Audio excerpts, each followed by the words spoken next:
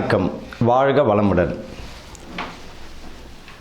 இப்போ நம்ம இந்த மாசி மாதம் பலன்கள், நட்சத்திர பலன்கள், 27 நட்சத்திரங்கள், ஒவ்வொருவரும் ஏதேனும் ஒரு நட்சத்திரங்களில் பிறந்திருப்பார்கள். ஒருவரும் ஏதேனும் ஒரு நட்சத்திரத்தில் பிறந்திருப்பார்கள். அப்படி ஒவ்வொரு நட்சத்திரத்திற்கும் ஏதாச்சும் ஒரு குணாதிசயம் உறுதியாக உண்டு.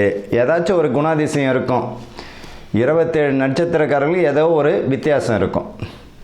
இந்த மாசி மாதத்தில் எந்த மாதிரியான பலன்கள் இந்த நட்சத்திரக்காரர்களுக்கு நடக்க போகுது? உங்களுடைய ஜனன ஜாதகத்தில் அஸ்வினி நட்சத்திரம்னா அதுதான் உங்களுடைய ஜென்ம நட்சத்திரம். இப்போ இந்த 27 நட்சத்திரக்காரர்கள் அஸ்வினி முதல் ரேவதி வரை இந்த மாசி மாதத்தில் எந்த மாதிரியான நற்பலன்கள் நடக்கப் போகிறது, எதெல்லாம் நம்ம கவனமாக இருக்கணும் அப்படின்றத பற்றி தான் இந்த 27 நட்சத்திரத்திற்குரியதை பார்க்க போகிறோம். உத்திர நட்சத்திரம் அன்பர்களுக்கும் நேயர்களுக்கும் ஆனந்த வணக்கங்கள். உத்திர நட்சத்திரம் பார்த்திங்கன்னா சூரிய பகவானின் ஆதிக்கமுடைய நட்சத்திரம் யார் அப்படின்னா உத்திரம் தான்.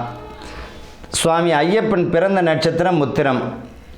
இந்த உத்திர நட்சத்திரக்காரர்கள் அரசு பிரமுகர்கள் நல்ல ஒரு மதிப்பு மரியாதை கூட்டணிகள் பார்த்திங்கன்னா சேர்க்கை, இது எல்லாமே ஒரு நல்ல ஒரு வெற்றியும் பேரு புகழையும் தந்துவிடும்.